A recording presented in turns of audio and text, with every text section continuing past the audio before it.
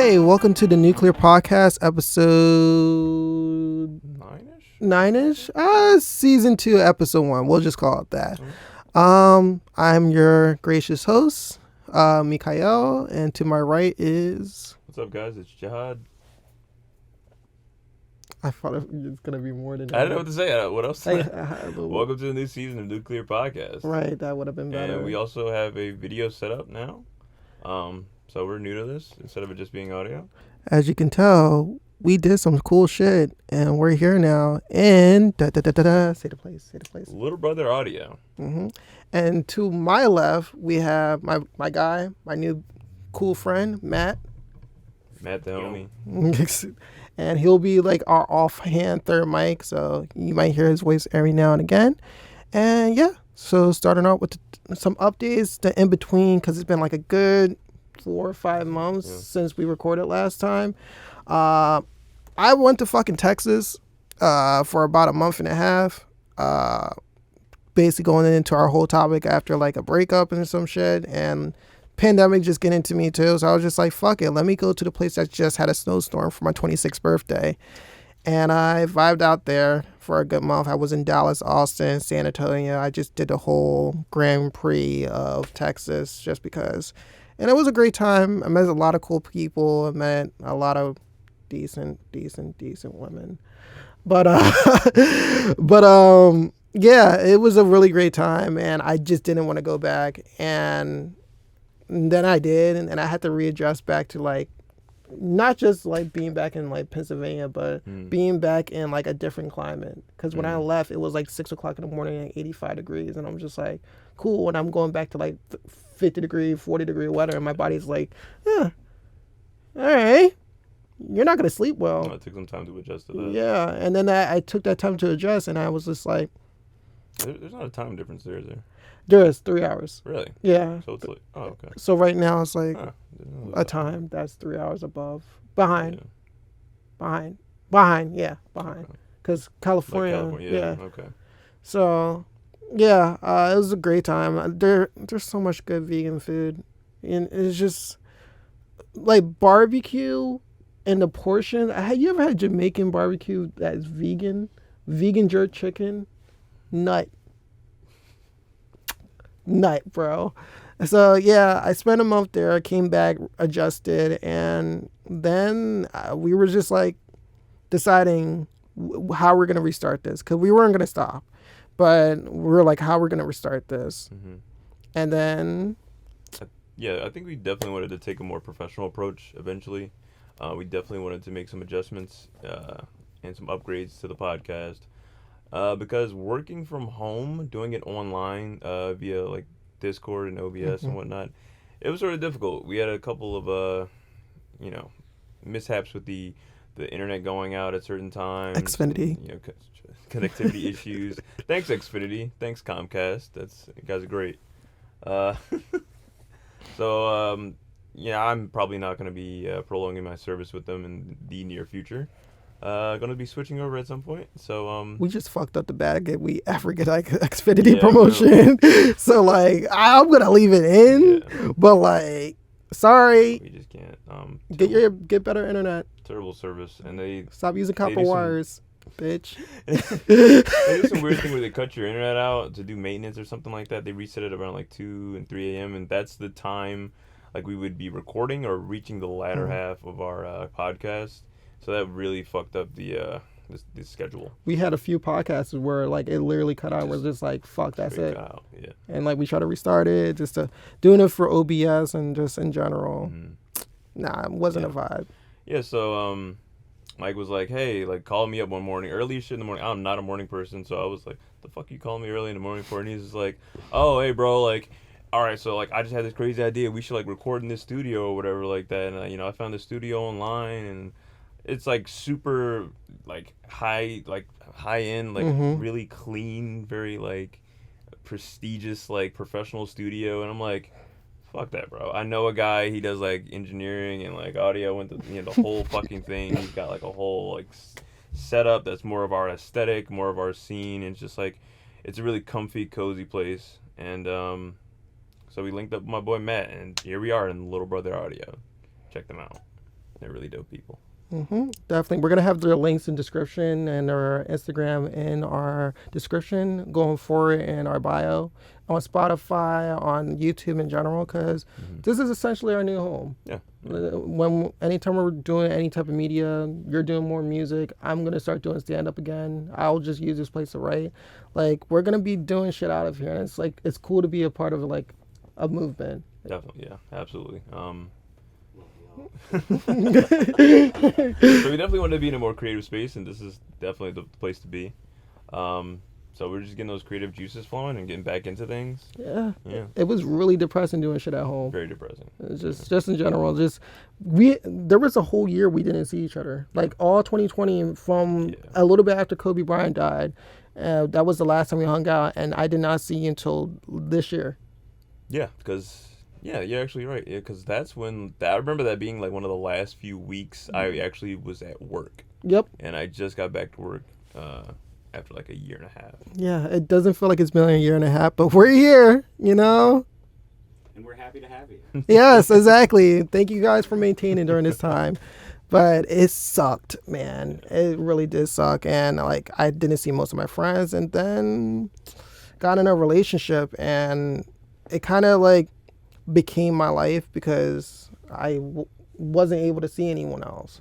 It was like, if I go outside, I could get her family sick, or I could get her sick, and like I could get my brother sick, and that's scary. At the time, early pandemic, we're like, we don't know how bad this shit's gonna go. Lo and behold, it didn't turn out to be that bad as we expected, like Spanish flu, bubonic plague, all that bullshit. It wasn't that bad. It turned out pretty okay. So at first we're just like, okay, when the pandemic's over, we're gonna start doing stuff. Okay, when the pandemic's over, and we started messing around like during May, so it was still early, and then May became August, August became October, October became December, and we were still in this, and it's just like, we can't just keep doing this. Like I personally came to that point where I was just like, fuck, man, like I like outside. I'm not an introvert anymore. My introvert went our way. If I can just get all those juices, I had a year to stay inside and just be like, I'm focused on me right now. It's like, no, I want to experience everything and all these people, just because it's like, and certain people aren't built for that. I get it. I respect it, but I love human interaction. It's something that I did for work for 5 years. It's something that I'm doing now. Like, I just love meeting new people. So we kind of just got to the point where, now on the deeper topics, but like, I just couldn't do it. I just personally couldn't like fuck around with that anymore and went my separate ways, essentially. And it sucks because it's like, you still have pictures, you still have texts, you still have like shit, and you're like, oh, I can just hit you up again. And it's like, no, you shouldn't. No. And then like the post breakup masturbation sessions. It's like you're thinking about like the best sex you ever had, and it's not with them. And no, it's just like, it's like you romanticize all the good moments. It's like, oh yeah, I'm about to bust to this good moment we had, and it's like, because I wasn't even masturbating to the fact that we had sex. It was like, oh yeah, remember that time we watched like multiple seasons of shit and I cooked for you? Yeah. That was nice. Like it was like, because I like the idea of like intimacy way more than actual sex. I think I said this on the podcast before for my listeners, but like actually having sex gives me massive anxiety. So like just actually being around people and just being around someone that you love and care about is like, cool, we're making memories. And then no, not to cut you off, but like, is it sort of like the actual, like, is it the burden of performance in bed, like, that makes you anxious? We're talking about, nah, like what makes you anxious about like the sexual interaction part instead of like the thought of it? It's just like a lot of things can go wrong, like, shout out to chlamydia, but like having like shit happen and like having like people not be completely honest with you about that type of shit, the whole trauma there, and it's just like, and also, trauma from childhood. So, just the whole nine is like, okay, if I fuck you, we have sex, if I get you pregnant, am I gonna be cool with it? And I don't want children. Never do, never have, never. No. The Saunders ends here. Me, my brother, and my sister all agree. Like this line, literally, once we're done, we're done. I will probably adopt before I actually have a kid or play stepdaddy to someone. But like, oh my god, no, really? Mm-hmm. You would stepdad Saunders? Like, that's my dad is my stepdad, yeah. so like I learned from it. Like I learned not what to do, not doing it in my fucking 20s. so you'll be the dad that stepped up. Yeah, I'll be one of those simps. One of those bitch ass niggas. But anyway, shout out to all the stepdads out there not sexually assaulting their kids. But what you? I told you this is what we give it out. But We're back on yeah. our bullshit, guys. We're back on our bullshit. It's just the anxiety of like everything that could go wrong, and like I don't nut. No. Like I'm the king of the fake nut, and I'm the king of pre-cum. Like if there's a monarchy of pre-cum, it's like that's me. Like I'm just leaking. So you like the Kobe Bryant or pre Yeah, but like, I'm just shooting that shit from half court, just leaking, fucking, bro. Like I really just feel to like you get it know how over like with, just like all right, I'm done fucking this empty hallway. Let me just. you have a dog, right? You had dogs before? Yeah. So an update on that actually. That's oddly you mentioned that. Like we actually just surrendered our dogs. Oh They shit. were getting really old, and everyone works now, or we're back to work after the whole quarantine's over, not really over. Yeah. Because everyone's not wearing masks anymore. We actually just had to surrender them and give them up for adoption because they were like 15 years old a Jesus. piece. Or 16-ish. You had them a lot of your life. Yeah, they're man. really old, and you know, like again, we just, you know, my folks are getting old too, and like they just couldn't really take care of them too much. And we wanted them to sort of, you know, get to a place where they could live out the rest of their days comfortably. You know what I mean? Like a couple years back, my cat actually passed away in the house on the coffee table. Jesus Christ. Kind of funny, not funny because like she was never supposed to be on the table in the first place. It's like one of those pet things. It's like, oh, before I die, I'm just gonna leave my dead carcass on the fucking coffee table, the place you guys always told me not to go. Yeah, usually cats hide when they're about to die. Yeah, so They know like, hey, I don't want to get my body eaten. yeah. But back to my point. Yeah, you know, fuck your dogs. Michael Vick and his bitch. That's my life. And ever since then, I'm like, you know what? I don't cyber work girls. I don't even talk sexy to girls. I have a speech impediment, if you haven't noticed.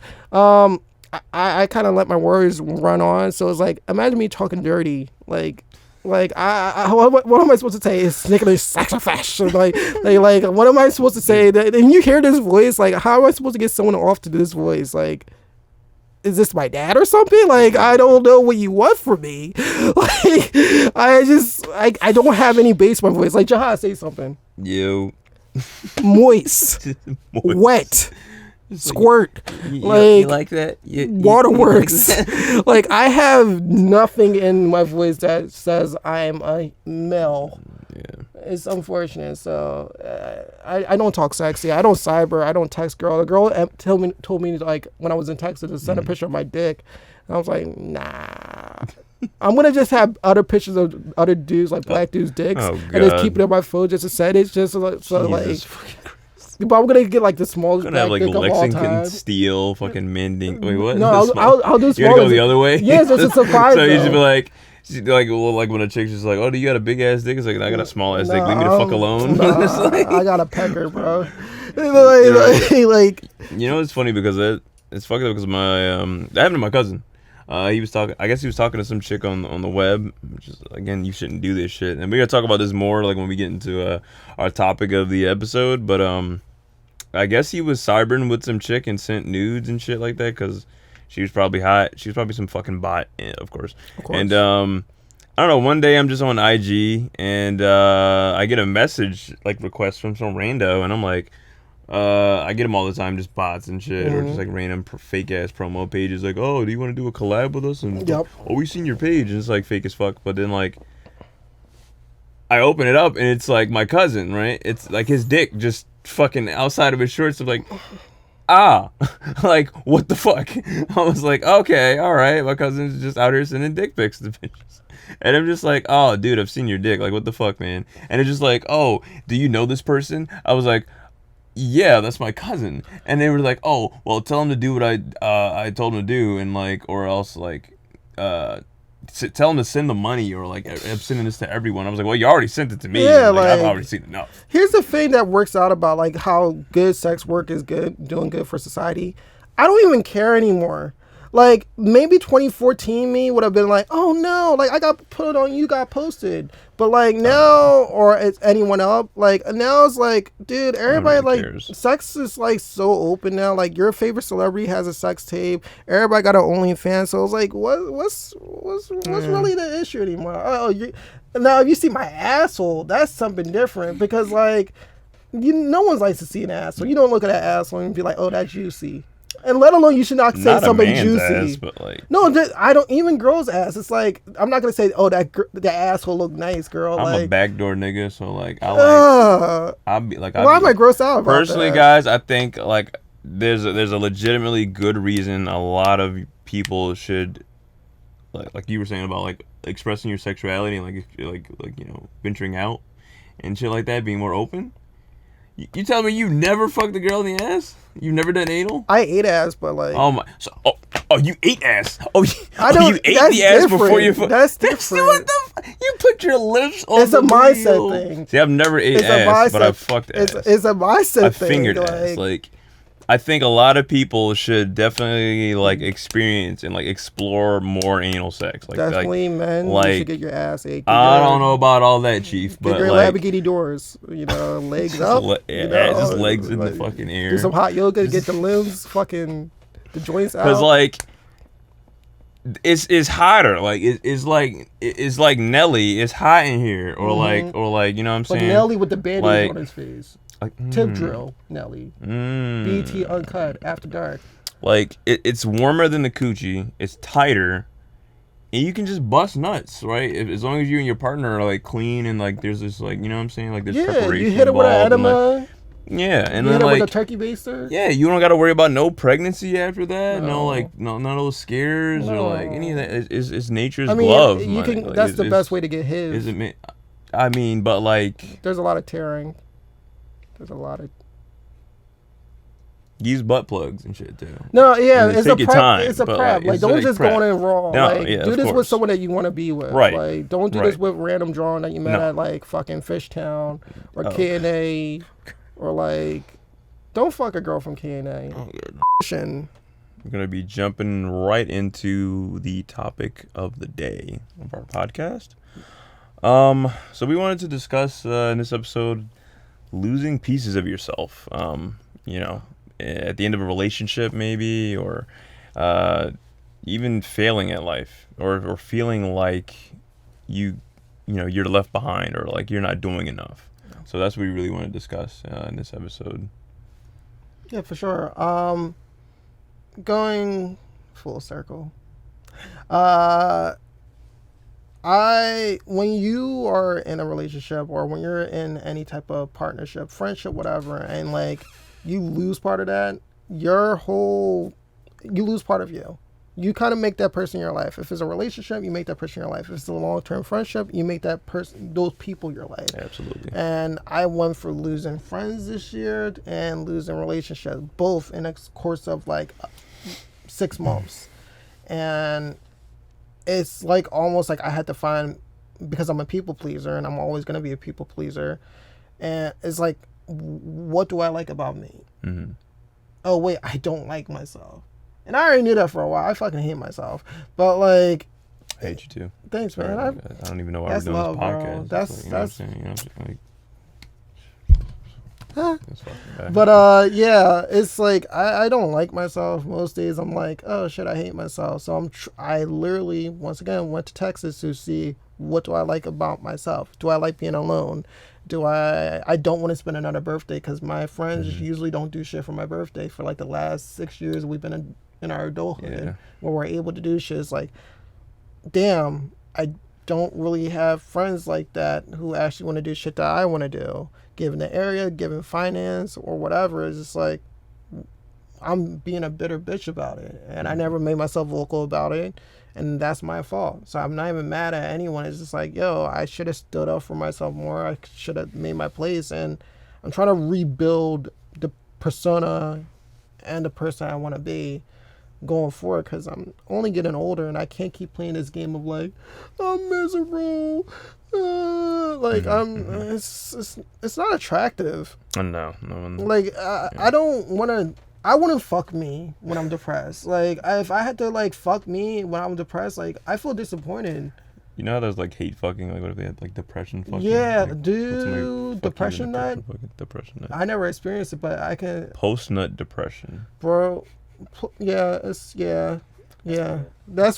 Post nut Like, depression. but yeah, like just building up that person that going forward in your adulthood is really hard, and you dealt with a similar, like Absolutely, yeah. like the similar thing where you're like rebuilding friend groups. Yeah, adding on new people. Yeah, we've definitely like touched upon this on previous episodes. Like when you get to that point where you look around and none of your friends are planning shit with you, or you feel like shit and you feel kind of alienated from all your friends, like you definitely need new friends at some point. Like I've definitely I've had to cut off a few people. I've just lost a couple friends or people that I guess I thought they were my friends throughout the quarantine. One particular individual, I was always lifting them up. I was there when they were going through like really rough times with like losing a parent, and yeah, they even admitted to looking up to me and shit like that, and that was really touching, and I don't want to be anybody's role model or anything like that. Maybe I'll bring kids into this world at some point in the future when I'm like old as fuck, like that's for me, but like I don't know. You know what I mean? But that was really touching. Like I'll always have like friends who like say like, oh man, you inspire me to do such and such, and I'm like, man, don't idolize me, or don't like, I appreciate the kind words and everything, but it's like fuck me, like I'm like one piece of shit. But now like but I'm like, yeah, like I'm human like everybody else. I have flaws. I make mistakes and shit like that. I'm not where I personally want to be, and that's what we're gonna really dive deep into. But this person, someone I considered a brother, and lo and behold, they hated me the whole fucking time, and I was like, well, shit, like I thought we were homies, like I thought we were bros, but it's like sometimes you're surrounded by people that are actually jealous of you. You know what I mean? And like that's really hurtful. I'm like, damn, like you hated me the whole fucking time. I just wanted you to not be like me, but I wanted to evolve and grow with you. You know what I mean? Like what we're doing here. Exactly. You know what I mean? Like I gave you respect and you sort of disrespect me. Like that's fucked up, man. Like I give what like I expect in return, but like that's just not how the world works. But did it hurt?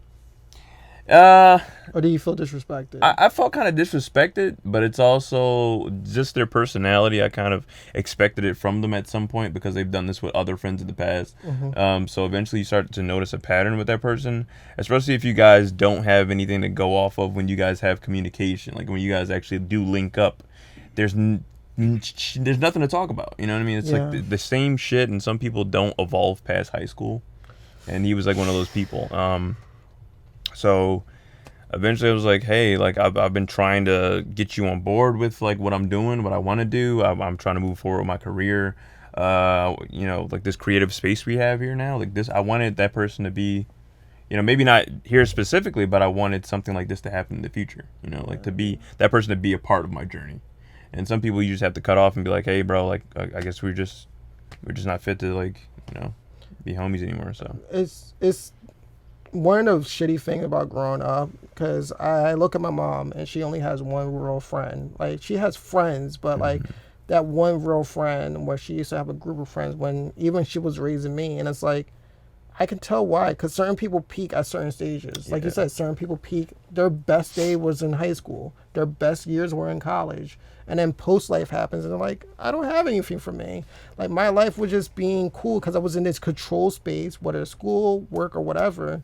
And, like, once you are out of it, whether it's you lose your job or you just leave or whatever, college, high school, is like, oh, shit, I have to be a person after this. And a lot of people don't know how to live like that. People just want to do the same thing that they were doing in high school. I have people that I know now who are doing the same exact shit that they were doing in 2012 and 2011. It's just like we're pushing. Some of us are pushing 30. Like I'm looking closer at 30 than I am at 25 now, 20 now. So like it's scary and it's depressing at the same time because it does hurt. It hurts to feel like you outgrew your friends because you don't want to be like Oh, a yeah, fucking absolutely. asshole. Like, oh, I'm better than you, but essentially you aren't, but you are at the same time. Because like, damn, I've been giving you keys. Right. Like I've been exactly. saying like, hey, you should do this. Hey, like, yo, what are you interested in? Like, you've What are been- your hobbies? Yeah, you've been DJ Khaled. You've been giving them the keys to success. Exactly. You know what I mean? You'd be like, another one. Another one. You know, and they take those keys and they throw them in the water and they just say, Yeah. fuck you. Like, no, I want to be the same shitty That's- person I've been for years. That's why I'm not, besides doing this podcast, like one-on-one friendships, that's why I'm not in the business of giving people advice. No. I'm done with it. Yeah. I'm not an only or a fan of giving advice because people are going to do what people have to learn Yeah. on their own. You could tell someone, hey, don't fuck this girl from K&A. She has needles in her neck and you shouldn't do that. And then you're like, oh shit, I got the HIV now. And it's like, come on, bro. I told you. Mm-hmm. Why you down Kensington, Allegheny? Why are you in that area? Why the rent $1,600? Oh, Why gentrification not moving a little bit faster? You know, Gentrification. a little bit faster. Speed it up. Speed up the process. But- Expedite it, please. Amazon same-day shipping. But Gentrification. it's like you can tell someone to do anything, and if they don't do it because they need that lived experience, your parents tell you not to do that. Yeah. Dare tell you not to do drugs, and then you're down Kensington, Allegheny We've doing crack. disappointed the Dare Lion 10 times over. You did. I didn't do it until after 21. Proud of myself. Get the fuck out of here. Proud of myself. Nah, like You still like smoked and did edibles and shit like that. Like that's still like saying no to- allegedly. allegedly. I don't. You fucked sex Straight edge. workers. Just get the fuck out. Allegedly, It's straight edge, vegan. You know, I don't. A sex. So- what is sex work? Oh my. Explain. You sup- Explain. it's when two people artificially love each other Artificial. for just that time being, for a short amount of time, and fucking. All right, let's get out of that. But like, okay, so like you went to Texas for a bit, right? Now instead of doing like the whole like I think people eventually do this, like if you have a little bit more money, I guess, and resources, I guess people do like this whole backpacking life experience. Like they'll go, instead of going to another city and staying and shit, they go to like a canyon or something like that and like start hiking and like backpacking through Europe or some shit like that. Like, do you think that was sort of your little voyage to like experience or like find yourself a bit more or get away? Given that I am a vegan, I don't fuck with nature. I feel like human. No, it's just like humans evolved past the point of living like that if we don't have to. Not saying in my world, not the world, my world. I don't need to live in a place where a bear can fuck up my shit, or like a mountain lion, or like an alligator, or like some bullshit. Damn, nature, you scary. like no. Hampton that has alligators. I'm just Florida. I don't know. Florida alligators, bro. Like In the swamp. I just don't feel the point of that. But going to your point of like, was it something that like my eat, pray, love shit? Oh yeah. Yeah, it kind of was because it's like once again, pandemic. This time I don't even. I can't even be bitter at my friends. Like, why do you do nothing for my birthday? Like the bitch shit is closed. So like, I was like, fuck it. During a pandemic, during a winter snowstorm that happened 2 days before I dropped in, Yeah. was like, fuck it. I'm not canceling. I'm committed to this shit. And like stayed in Texas. It was one of my. I need to once again find reason why I like me because if I keep doing this whole, but what does this person think? What does Jihad think? What does Matt think? What does all these people think about me? Yeah. I'm never gonna have something for me. Yeah. And you saw when I was there, I didn't take that many pictures. I left some shit for me, so I can have those memories. No, I absolutely agree, and I think that people need to go back to appreciating the novelty of an experience. Like, because I even spoke to a coworker about this recently. Just taking it all in and appreciating actually being there. Like she went to Puerto Rico for a vacation, and I was like, that's fucking awesome. Like traveling's awesome. Seeing new places is great. Meeting new people. There's always a different scene there, different atmosphere. But social media has ruined everything, and social media is pretty new. It's not that old if you really think about it. Like MySpace was not that long ago. We had MySpace. Yeah, we had MySpace. Yeah, Like, you know what I mean? It's fairly new. And, like, I think social media has drastically affected relationships. Like, the depression rate is, like, through the roof amongst people, like, especially young people our age and shit like that. Like, everyone's... It's envy. Yeah. Yes, a lot of people are medicated. So, like, we don't appreciate, again, the novelty of it. We don't appreciate just being there and having that experience and even sharing it with some friends and family. Now we just, like, oh, we got this new, like, exotic, extravagant food from this place I've never eaten before. Oh my god, it's like amazing. It's getting, it's, let me just take a picture, and like you're taking it from all these angles and shit like that, and like your food's gonna be fucking cold by the time like you have to get to it. But it's just like, it's so obnoxious, like seeing that in real time. Like you're at the table across from them and you see all these like, like yee ass girls, and they're just like the yuppies, and they're just like, I can't get the angle, and they stand all the way up in the fucking table booth, and they're just like shh. It's just... And the thing is people like don't care about having the experience anymore. They just care about sharing an experience. Yes. Like I went to this place and you didn't sit there and take it all in. You stood there for 30 seconds, snap some photos to share and leave, and people don't actually like appreciate experiences anymore. Because all three of us worked in the restaurant industry. Yeah. And we seen that shit in 4K. Like, we seen, like, oh, someone take a picture of the food, and then they're acting like they have a great-ass time. They're with their family. They're with their close friends, and then they don't talk the whole entire dinner. Yeah. And you're just looking at them like, oh, and they post the caption, like, with my family, with my best friends. And it's like, do y'all motherfuckers even like each other? No, they don't. I just made y'all food, and, like, y'all not even eating it. I'm mad about that shit. I'm about to, like, take it back from you and be like, I'm about to eat this shit. Like, they're assholes to you. They hate their food. Yeah. Like, they don't tip. And then they turn around and post, like, had a great experience today. Literally. We've seen that, and that's at any place where there's public people. Clubs, fucking...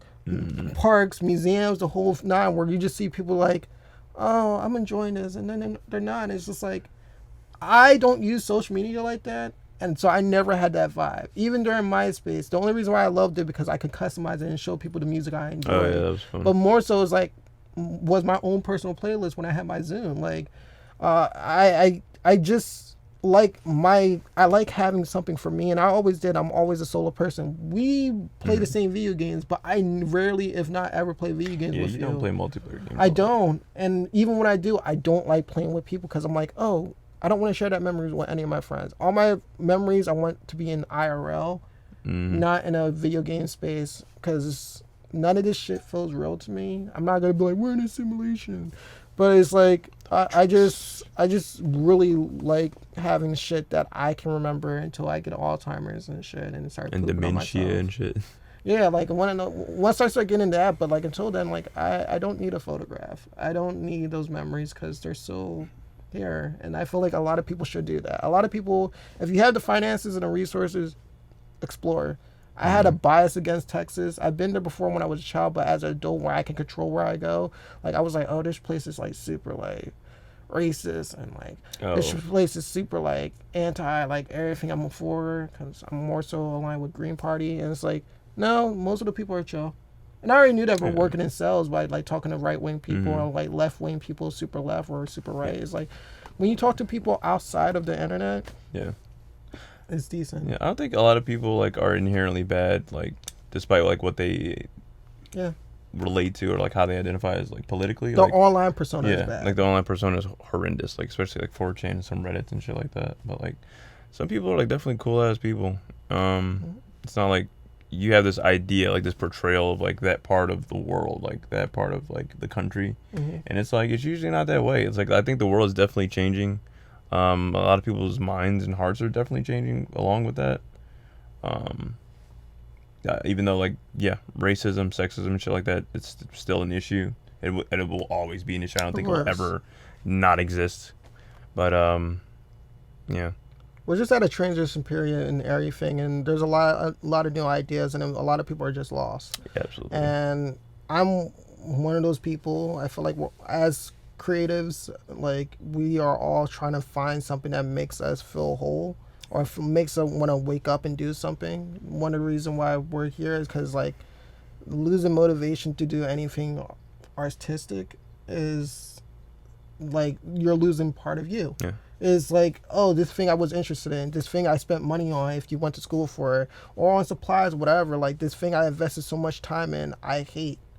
Like I started resenting. It's creative suicide. Yeah. It is. It's like whether it's the schooling that did it to you, whether it's just life doing it to you, or finances. It's like I need to like semi-serious, like I need to find a reason not to kill myself. Like I need to find that within, you know, me, with what I'm doing. And if people get added off to the ride, cool, but like my world ends with me. So like if I die, like I don't care about what happens to anyone else, because I'm not going to be able to experience it. Yeah, I want to leave the world better than what I came with, but I really don't give a fuck anymore about like other people's emotions or how they react to me, because either you're gonna like me or you don't. I can do everything right. You can do everything right by a person. You can support them. You can love them, and they can still, like your friend, resent you in some type of way. I have those feelings towards family members who do everything for me, but I resent them because of certain situation. I just need to apply that to myself. Like, stop doing things for people and expecting them to do it to you back. Because you don't, karma, the world doesn't work like that. A lot of people don't. Yeah, a lot of people don't adhere to the golden rule of treating people how you want to be treated. That's just, you know, you grow out of that and you eventually realize that's just not how the world works, unfortunately. Just don't be a shit. Yeah, just don't be a piece of shit. Yeah, that really fucking sucks. And you get to a certain point where you really do have to look inward, and you have to tell yourself and admit to yourself, like, you have to be selfish for a change. Yeah. You know, you have to go and seek what you want, because you've been pleasing everybody else in your life the entire time. Yeah. And I think that's the really interesting thing with social media, is because I watched a video years ago. It's called The Innovation of Loneliness. And they make a really good point, which is like the human like mindset has shifted from I think therefore I am to I share therefore I am. Oh, I know what you're talking about now. Because like I've seen that you were video. saying, like pleasing other people, it's like everyone wants to have these experiences to feel valid, and like if they don't post what they just did, they don't feel fulfilled. They need to feel it from social media. And so I feel like there's this whole culture that has become driven around like, what can I share, what can I do with my life that I can post that will validate me from the eyes of others, opposed to like, wait, what actually makes me happy? Yeah. You know, and I think like with the picking up the pieces like in social media is like, oftentimes when you go through an experience like that, like social media perpetuates all that stuff, and like people share their things, you know, that try to make them look better, like, oh, I'm doing okay, I'm doing fine, you know, and are just trying to share this ideal self, not because it's who they actually are, but because like that's what they want to feel validated for, you know. We were talking about this last time we were here. All of our social medias are based off, I just cleanse my shit. Like, anytime you post something, it's not like, hey, here's where I'm at most of the time. It's like, hey, I'm working on some cool shit. I'm a part of this. Like, yo, my hands was in this. Same thing with you. You're more so posting art shit too. If it's not funny content, it's like, yo, here's some art that I'm working on. And now I'm doing the same thing now here, doing, you know, stuff here. It's like, yeah, anytime I want to post something, it's not like, hey, look at this cool place I'm at. It's like, no, yo, this is me. Yeah. I'm creating. This is how the plate was made. Like, I'm working on a plate right now. Look what I'm doing. You can be a part of it or not, but this is my experience, and it feels way better to post that than a selfie, because I'm not really photogenic like that, nor do I want to be. But like, it's cool to have work. Yeah. It's cool to have not just like working out like a job, but like creative. It's cool being a creative. Yeah, you have to have some type of... I think everyone should have some sort of purpose in life, and this is... we touched on this a little bit before in our previous episodes, but I've talked to like everyone that I was close to recently about like finding their purpose in life and producing something, you know, because we're not going to be here forever, but we have to leave something behind. And it's like, that's how you should live your day-to-day life. You shouldn't just be wandering around aimlessly with nothing to show for it. You know what I mean? Like, you're alive. You know what I mean? Like, you have a purpose. You have a reason to exist in some sort of shape or form. A lot of privilege. Yeah. You're very privileged. Absolutely. To be born here in America too, like, I think about that shit like a lot. Yeah. You could be born in a war-torn third world country, and like, yeah, I was like, damn, like I don't like that's a really shitty way to sort of like, No, it's compare it. perspective. Yeah, perspective, but it's Yeah. like, yeah, like you really do have to realize how privileged you are and just take advantage of that. Produce something, Yeah. you have all the resources here, and a lot of the shit is like within your fingertips. Is that you have a smartphone for a This reason. can make you so much Yes, money. you can make so much money via a phone. Just Like this can make your whole life if you use it for the Yeah. right ways. Like whether it's literally OnlyFans to like literally, once again, how we ended up here. Yo, do you know someone who has a studio? Yeah, man. yeah, networking. Link up. Networking is very important. And then it was that simple. It wasn't there was no anxiety. There was no, oh my God, like, you know, what's going on? Like, I don't know what to do. It's Yeah. like, yo, I want to make some shit. Hopefully they're cool. They turn out to be great. Expectations succeeded. New friends. True. And it was sort of like a familiar place because, me and Matt go back from working together at their art museum. So even though it was sort of this foreign habitat, like I felt right at home, and it was easy. It's easy as hell. It's like I've been here before. It's weird. Yeah, and you were comfortable with them, so I'm like, okay. Absolutely. I never met anyone that you're cool with that I'm like I'm uncomfortable with. So it's like Yeah. when We've one all person's been in in, the same scene. For yeah, years, so. we all have similar story, which makes it more easy. It's kind of like trauma bonding, unfortunately, but it's just like, oh yeah, we all worked in the restaurant industry. That means everybody's fucking. Everybody's Oh my fucking. God, or yeah. like we all did creative shit. We all went to art school. My school doesn't exist anymore, but we all dealt with like, yo, our art teacher fucking up our shit. You talked about it. Yeah. Like our art teacher being like, your artwork is trash when it's not. But and even if it was, how are you dictating art? No. Because art is literally someone sold a subjective. blank painting for $8 million. Someone sold some shit that didn't exist for money, like millions of dollars. NFTs are literally NFTs, like yeah. the whole market is subjective. It's- Banksy shit looked like trash to me, but to someone else it's worth millions of fucking dollars. True. It's all subjective. So it's like, I guess school is for like perfecting said crafts. Like it, you should know color theory. You should know how to make a proper grayscale. You should know all that shit. But when it comes to like grading, like, hey, here's something that you drew. I don't like it because that insert thing is like. Yeah, it's really disheartening a bit. But like where you really stand on like, personally, like where you want your work to be. Yeah. And who you want You're it your to be biggest for. critic. Absolutely, yeah. And when you're in school, like I don't think that's any way to gauge like your capabilities as an artist, because that's not the shit you're going to be doing outside of school. No. Some people can definitely get away with that, producing what they would do out in their actual like freelance art career in school. I've seen a lot of people do that, but I've eventually noticed like they're like a lot of kids are like one trick ponies. I call them Yep. kids because I was always a little bit older than the guys, because like I took like a year off for some semester, but like. Yeah, a lot of kids, they were like very one trick pony. They like kind of did that thing. Like one guy was into like drawing animals and furries and shit, and then I was like, okay, like you definitely want to work at Disney and shit. Like I get it. And then like one guy was doing like these weird like abstract caricatures of like people with like elongated arms and like their bodies are just made out of geometric shapes and shit. But yeah, like you sometimes you're in a place where you feel like you're othered, you don't fit in, and that's just not your scene. Which so is crazy because you're at art Yeah, school. you where would you're think. in a place where it's full of outcasts. Yeah, exactly. So it's definitely something wrong there where you feel othered in a community of people that are already othered or outcasts or supposed to be weird. Yeah, because you realize even though you're considered weird to what's considered a norm, there's a different level that you don't even go to. Whereas like, I don't like using the word, but cringe or like. Yeah. Just certain ways that people moving around, like, and I went to the Art Institute of Philadelphia. I was hanging out with a group that mostly were like borderline incels, and like just edgelords who want to say like, do anime moves in IRL. Oh god. And just say some horrible like shit and just be like, I'm edgy, and like, granted, I say horrible shit. I'm not gonna lie. You guys, you know how I give it up.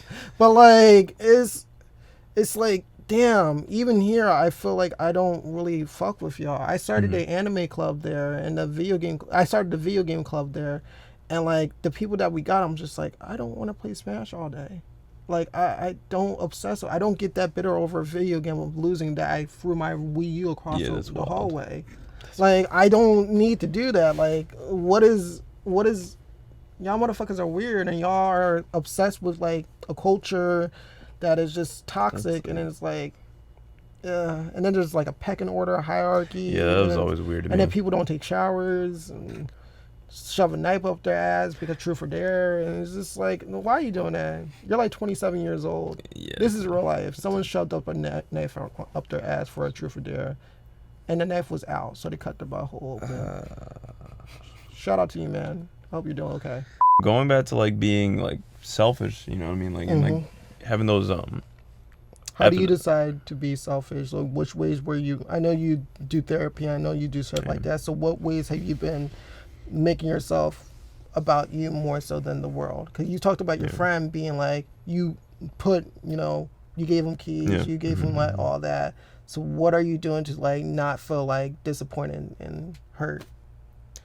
I got to a point where I started putting myself first, and a lot of people are gonna hate you for that. To be honest, Yes. a lot of people are gonna not like the fact that they can't take advantage You're of a you anymore. narcissist. No, bitch, I don't need to like myself. Yeah, I've gotten that a lot of times too. It's like, I remember when people loved me or they like loved to be around me when I was sort of like miserable, sort of like them, like they wanted to drag me down to like where they were at, like always miserable, very nihilistic and shit. I used to be that way.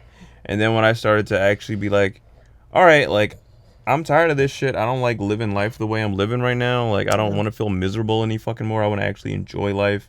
I want to actually change. Yeah. You should experience change. I'm never the person to stay in one spot for too long. If I'm at a job, I'm starting to really just despise the experience there. It's sort of like a breakdown, like a wear down on my body and my mental and shit like that. I'm like, yo, I gotta change like careers or like change the scenery, move something. Like I can't stay in one spot for too long.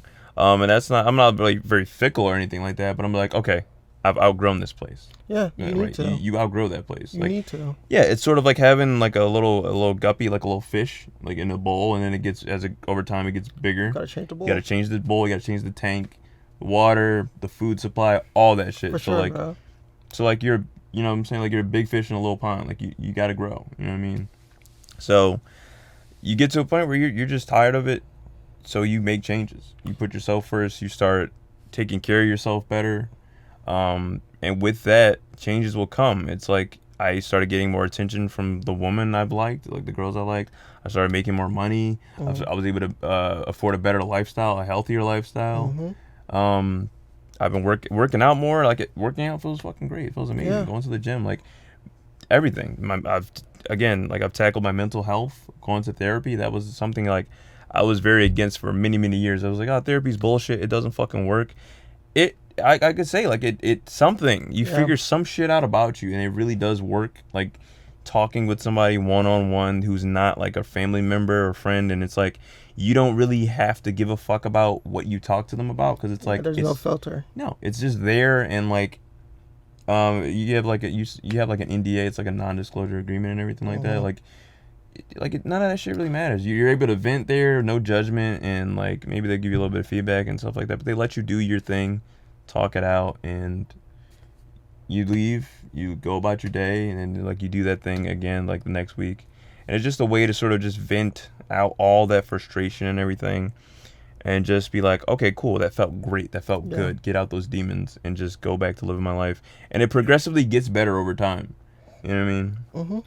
It's sort of like a Pez dispenser of just like shit you have to get out. For sure. So someone who wasn't a believer in therapy and are now, is that something you recommend for people? Or like, do you feel if someone right now is very against therapy like you used to be, that you would try to convince them or say that it's worth it?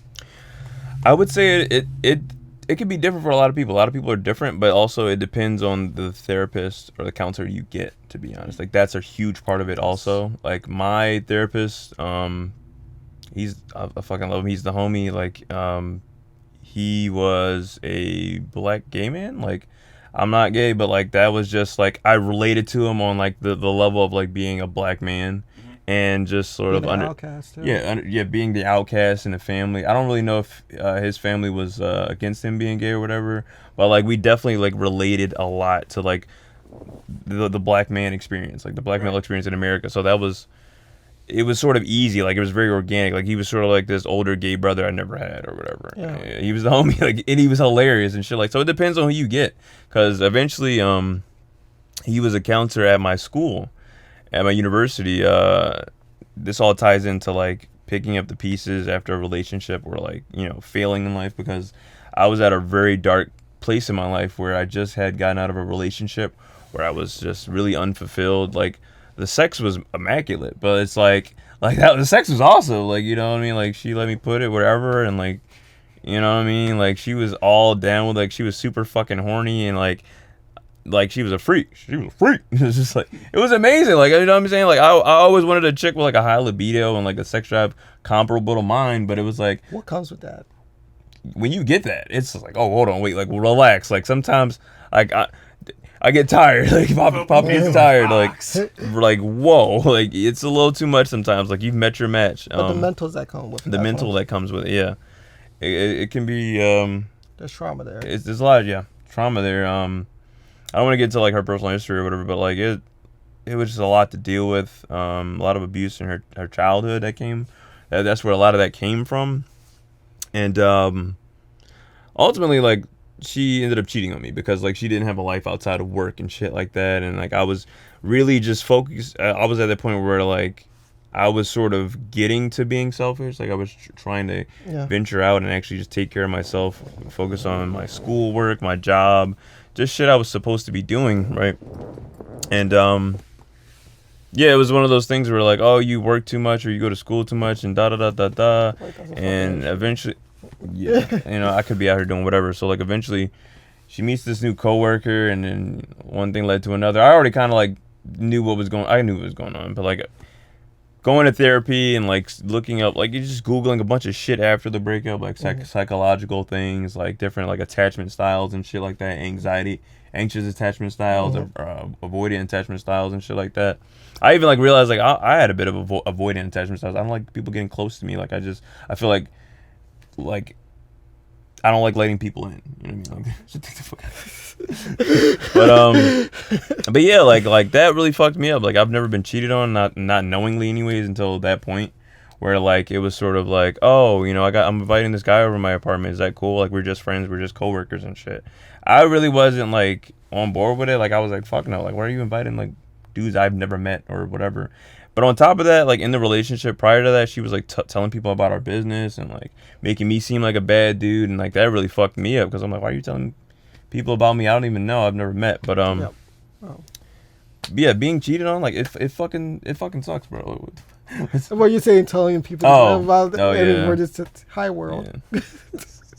But yeah, man, it fucking sucks, and that makes you feel like. It makes you feel less than, like, especially the person that they're cheating on you with, and then like, then again, like going back to social media and how it ruined everything. Like, that was a big thing in the relationship. When you guys were going through your issues, and you can try as much as you want, was she still posting, or were you guys still posting like everything was cool, or was it subliminals?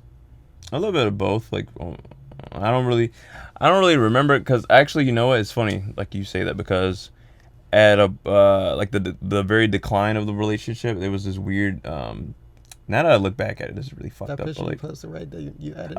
Loyalty not found. Okay, yeah, that was funny. I forgot all about that. I made a meme of her, but you know, I like blocked. I made like a bar on her face, and it said like error 404, loyalty not found. And you know what I mean? I didn't like. I like it was sort of. You know what I'm saying? Like, sheesh. Like, but, like, I didn't, so I didn't, like, I didn't put her face on there, but I was just like, yo, I gotta let you have this one. Like, you gotta, like, you're not gonna disrespect me. Like, fuck that. Like, I don't believe in just, like, letting people disrespect you and shit. Like, there has to be some type of punishment. And, like, you weren't disrespectful enough to put her photo out and, like, put her on blast, but, like, to at least get that out there and be like... It felt good. Like, yeah. When you see it, you'll know it's about you, and that's that, and exactly. we'll move on. Can we normalize one thing as men, you know, cisgender men? We need to just start telling people like, yo, you hurt my feelings. Yeah. But we need to normalize this shit. Like that was one of those moments where I was like, people were like, oh man, like messaging me like, oh, you're better than this, don't post stuff like this. I'm like, fuck you, like let me post whatever the fuck I want, like like I'm having a fucking moment here, like let me do me. And like what I was getting back to was like, it was this weird moment where like she deactivated her Facebook. There was no reason for her to do that, but unless she didn't want me to see some shit, right? Because we did break up at one point, like way like months earlier before any of this ever happened, and like it was like I deleted her from all my social media, including Snapchat, and Snapchat was one of the things that like I assumed she stopped using, and I didn't really use Snapchat that much either because I didn't really care for it. I don't really have much of a life, but no, but no, like during the later half of the relationship, she deactivated her Facebook for a time being, and I never really knew why. Now I realized like she was cheating, or she was probably uploading shit. Also, I didn't add her back on Snapchat because like we just never added each other back after we got back together, and we re-added each other back. How many times did you guys get broke up and got back together? It was like a really bad on and off thing with her because like again like the social media aspect of it, like it was really big because like I was her first boyfriend ever. That's never good.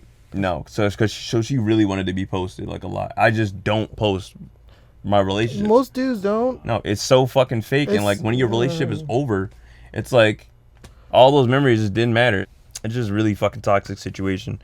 But yeah, man, like it was just really fucked up. Like after that whole experience, like being cheated on, you feel lesser than, and I'm not a jealous person or anything. I didn't feel jealous, but I was just like, yo, like that's fucked up. And then she was trying to use the excuse like, oh, I broke up with you before I did anything with this guy. You fucked him the same night. You came to my house, broke up with me, then went home with the guy because she got a ride to my place. I know she did because like her job was like not that far where I lived at the time, and like she got there really fast. And I know like for a fact she drove with the guy because that was the thing she was doing beforehand, was like getting driving lessons from him and shit like that. Jeez, yeah, this is a fucking story, I already this it's layers all to this the shit. signs. Yeah, so I already knew. So I just want to catch her being fucking stupid. I was like, yeah, your roommate told me everything. Like I already know everything. And like she was like, huh? She was like, Nani? Like she was just like so fucking shocked. Like yeah, you stupid bitch. Like you're sloppy as hell. She's so sloppy. She tells on herself. Like she had the biggest mouth ever. So it like all fell apart so quickly. And like for all the listeners out there, if they're getting driving lessons, come on. Bro, this happened. Like I already knew. I just wanted to catch her being stupid. Like so like driving lesson. Yeah, bro. So like, what the fuck you driving? With something better. Yeah. Right, so like, anyway, like after that, just like the whole idea of being cheated on and just like it feels like devaluing of like your self-worth. Like you feel less than as fuck. You're like, what did I do wrong to like have this happen to me? Absolutely. It's like damn, like you're victim blaming yourself. Absolutely. And like there was a lot of gaslighting too and shit like that really fucked with me. And I don't know, man. I was already like everything was sort of deteriorating around me, like because I was just like I fucking hated my job. I hated the university I was at. I didn't like where I was like living, my living situation. Like everything fucking sucked. And I was like, yeah. It sounded like a borderline mental breakdown. Yeah, definitely, bro. And like I tried to explain to like my professors, and like they don't fucking care because it's like, but I'm like, yo, this is real life. Like, I'm really on the edge. I'm on edge right now. Like, I'm fucked up. And I just had to let them know. And, like, one professor didn't really give a fuck. And he was all like, oh, you want to talk to somebody? Like, oh, like, he didn't even listen. He was just like, oh, you can go to therapy. You can go to counseling. I don't want to. I was like, oh, you're a fucking piece of shit. This is the guy who was hooking up with one of the students, by the way. Piece of shit. A piece of work. But, that's why I personally decided to actually seek counseling, and that's how I found the homie. That was, my first counselor. Unfortunately, I think they had to make like budget cuts or some weird shit. So like he was only there for like that semester, and like he definitely like changed my life. Like he definitely like helped me better myself and get to that point of being like selfish a little bit and growing. And eventually. After that, like took a break from it, and then I went back into counseling just to sort of like finish up what I started to kind of like get back on my feet and pull myself up out of the bootstraps. This guy he was a white guy, but he was kind of like really like I'll let you talk, and like that's kind of like it, and like Yeah, it's like I need some feedback. I need something. You know what I mean? Like you're not helping me here. I don't want to just vent. Like I need sort of like an understanding. So they can help you through your mind process. Like why do you feel like that? Yeah. And it was just really, it was just a weird interaction. I didn't really like it. Like it didn't feel like, like the style wasn't of up to par of like my first counselor. So I was just like, yeah, it's not for me. And eventually I left that guy, like stopped going to his counseling sessions. Then I went to the homie. I linked back up with him. Like I found his information at the other place he was working at. So, we linked back up and like it was dope. And he helped me like finish that intake process of therapy. And I even had like family counseling with like my folks. And we discussed some shit that like past trauma and shit like that. So I think it's like the perfect space to have sort of that discussion where shit can't. It's controlled. Yeah, shit can't really go off the rails and go off the wall and like can explode and everything's just. So I definitely think it can definitely work for some people. I'd say everything, well not everything, but like some shit is just definitely worth a try if you have the resources available to do such. For sure. Why not? You know what I mean? Like this was coming out of like my Medicaid or Medicare or something like that. So it didn't cost me anything. So therapy can be expensive if you don't have those things, but yeah. Yeah, and a lot of insurance doesn't cover therapy, which is fucked. Very fucked. Cause they want us to die. Yeah. And like I'm really like skeptical about like antidepressants and shit like that. Like the people I've known, it doesn't fucking help them. it just makes you feel even worse, to be honest. Sometimes. I mean, there's a reason the commercials, everybody's dancing and happy. Yeah. Suicide and death. It's like all the fucking side effects. Everyone's like. Just dancing in slow motion like Joker. Like So, I have a few friends on Zoloft, and I have a few close people who. My sister is fully medicated, not on Zoloft, but on other stuff, because she deals with like a lot of mental trauma and all that from being a child, and like it literally. Besides you, she's like a living example of like, oh yeah, she's a better person now. She has a way better handle on her stuff. Yeah. And I guess the only reason why I'm pushing back from myself and whatnot is I was 302 before I said this before. I was 302 about 4 years ago, and it was the worst experience of my life. Even the interview process was not therapy, I know, but just being in that substance where I'm telling someone else that I do not know about me. Not fun. Like it's cool to do Snapple facts about yourself, but the nitty gritty, some of the shit that was repressing, because fucked up shit happened to me when I was a child, but like I didn't really start realizing it until I was at my lowest point when I was homeless. So it's just like, oh shit, wait, I'm homeless. I have nothing to do besides think about why my life is awful and how I ended up here.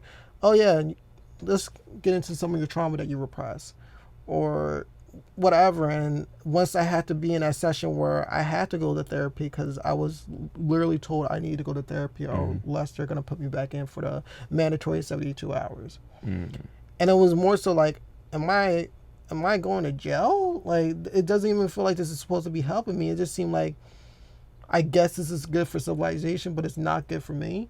And I don't want to be medicated. I don't like pills. No. I have a massive gag reflex. I would be the worst dick sucker of all time. Like, don't even like try to put a dick in my face. I'm like,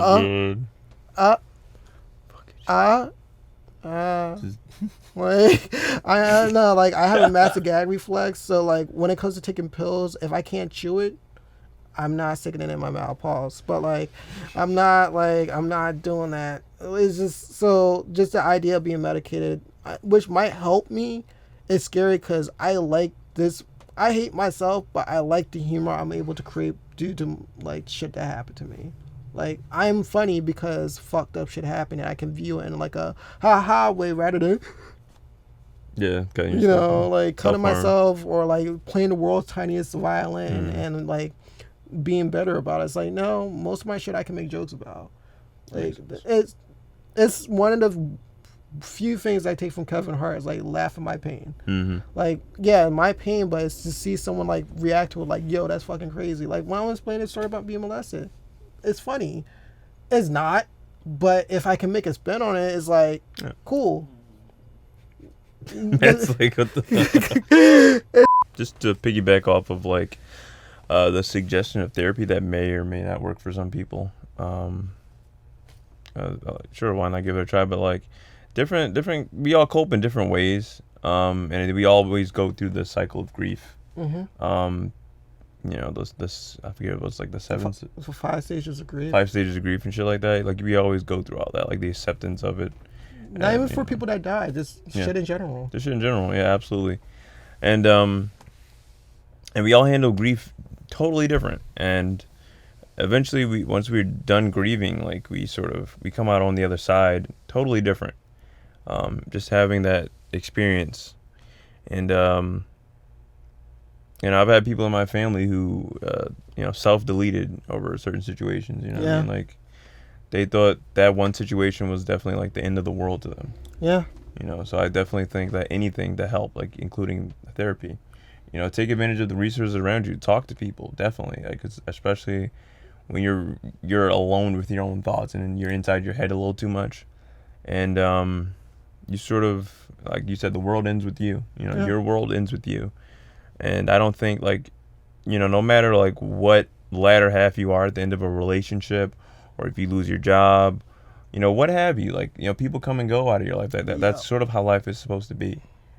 And I think that throughout life, you're supposed to adjust and become sort of strong. It's like an RPG. I hate to compare it to a video game, but it's like you do like level up. Like exactly. you do build like a tough skin.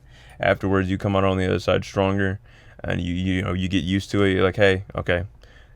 You really have to keep that in the back of your mind that this person can leave at any given time. You know, no matter if it's your wife, husband, whatever. Yep. It can end. It will probably end at some point. And to that point, in terms of hitting a reset button, me personally is like, I'm essentially doing that shit right now, where I'm just restarting my friend group, restarting my life over again, because I'm currently at the stage now where I'm like, I kind of need to, because I wanted had the same friends since middle school, I had the same friends since high school, but once again, we're becoming different people, and like, finding me is the most important thing right now. It's really hard to do, because you need to move on from people like they're dead, but they're still living. Yeah. And that's the most difficult thing for me to do. It's like, oh, I can just hit you up and just go back to normal. But anytime we hang out, we're just reminiscing. We're not making new memories. Our new memories are talking about our old memories. And that's not a way a friendship should be. It shouldn't be like, oh yeah, remember what happened back when we were at our peak? No, we're in our 20s. Like, our peak didn't even happen yet. No. Like, athletes' peak doesn't really hit until like late 28 to 32. Mm-hmm. So like, I'm not even 28 yet, and like, I hate that memories are just a thing that we keep doing. What, are we gonna do that when we're 50, 60? Like, just reminiscing on the past. Yeah, and it's, you have to create new experience and new memories, and you got to meet new people, and because even if I meet new people and still keep the old friends, I can bring new experiences to a friend group and be like, yo, this is what I experienced. But we're just doing the same thing, going to the same bar, going to Patty Wags, going to insert places. Like, what is out the norm? We might see some shit out the norm, but is that really what we want to do? No. It's kind of expected. If you go to certain places, it's like, yeah, someone's going to get their ass whooped, or drunk shit, or whatever. It's like, Typical shit, yeah. Typical shit. And the reset button is the hardest thing that I just don't want to do yet. And I'm like, I hesitate, because I'm like, oh, I should do this. And then I wake up the next day, I'm like, my friends want to do some cool shit. I see them take a picture, and I'm like, I wish I was there. I wish I involved myself more. And I don't want to be left out. But then I kind of like it, because I'm like, I know the truth behind the hangouts. Like, if you saw people who hang out in a friend group that you are a part of, but you know, like, motherfuckers don't really like each other, and you're like, I know y'all niggas don't like each other, for real. Like, you were just talking shit about her. He was just talking shit about you. You were just telling me some shit about that person. You were just why saying you said that you weren't going to hang out with them anymore, and yet here you are the next week. And granted, we're all hypocrites. We do the same thing, but it's just like, once you are outside and you're not involved in the bullshit, it's like you have a different perspective, and like you can remove yourself, and that's the most peaceful shit I can do. Yeah, absolutely. Like, what the situation with my friends, I guess the last few years, is like, there's always a situation, and we come back, but it's just like, we lose something. Something lost there. There's certain shit that we can't talk about anymore. There's certain like, scars that are not fully healed yet. And it's not helpful for me because I'm not moving on. Yeah, I can definitely attest to that. And that's also another thing where I think that social media has really made it's exemplified. Like it's really made it deleting far pictures was the hardest thing. I've deleted most of the pictures on my Instagram. I'm like, why do I have a connection to this way more than like whatever? It's like it's just a picture. It's hard, yeah. But it's like, oh, I love these people. I at one point called these people my brothers, and I would die for them. Still would, but it's just like not to the same extent that I would go out my way for before, because it's a financial investment, it's a mental investment, and that's not me. Yeah, and then when it's something like that, you just kind of wish them well. Peace be with you. Yeah, peace be with you, but you have to move on with your life and whatnot. So there'll always be like a special place in your heart for some people. Like for me personally, that's not how I go about it. Like I think like some people are just dead to me. Like they're just like the coffin same on my shirt. Like they're just dead to me. You know what I mean? You gotta bury the hatchet. With a lot of people. I'm saying that to make peace for yourself. Right. Yeah. Like, absolutely. For your own mental like clarity, you need to like just be like, yo. Even with John that we were just talking about yesterday, like you did some grimy shit to me. Right. I'm gonna like let you be peaceful. You gotta find yourself. You're a part of a different part of your journey. You're younger than I am, so when I was that age, I wasn't finished with my journey yet. I need to let you live a bit before I involve myself again. I need you to reach my age, and hopefully you're at the point that I'm at, so I can invest my time in you. Right. But if you're not at a state, like I'm not saying be like me, but if you're not at a state where you're handling your shit better, I can't be around that. Like your mentals need to be on track, because I can't waste my mentals on your mentals if you don't have a track. Yeah. Like you that should person be said to dating at me, that point. Right. I'm not your therapist. Yeah. And that shit still affects me to this day. Anytime I feel like, besides you, I don't talk about my mental shit with people. Like, hi people, I'm talking about my mental shit with you. But like, on a regular, we have 4-hour conversations about like everything underneath the sun. It's like, oh shit, that's been the one thing that's been carrying me through this pandemic. Like, you are part of the reason, why I'm right here, but still here. Because I went through some dark days, and you know that shit for a fact. Like, during the pandemic, and I was like, shit. Even like now, like recently, and like I had a whole like I'm upset day, and I'm like, Jihad's gonna be there for me. That's cool. My brother's gonna be there for me. I can just annoy him for a bit, and as long as I have a few staple people in my life, that's all that matters. And I know they're trying to do something. I know you're trying to do something with your life. I know my brother's trying to do something with their life. I know my sister is. But the people who aren't, and I'm giving them that energy, I'm like, you're just taking on a battle that you can't even handle your own. Yeah. I agree. It's also like surrounding yourself with people who have the same like aspirations and motives as you, because it's like if you go and like you're chilling with the same kids from high school, they're all just like working 9 to 5 at like a fucking grocery store, buying weed, smoking, drinking, or not working at all. Yeah.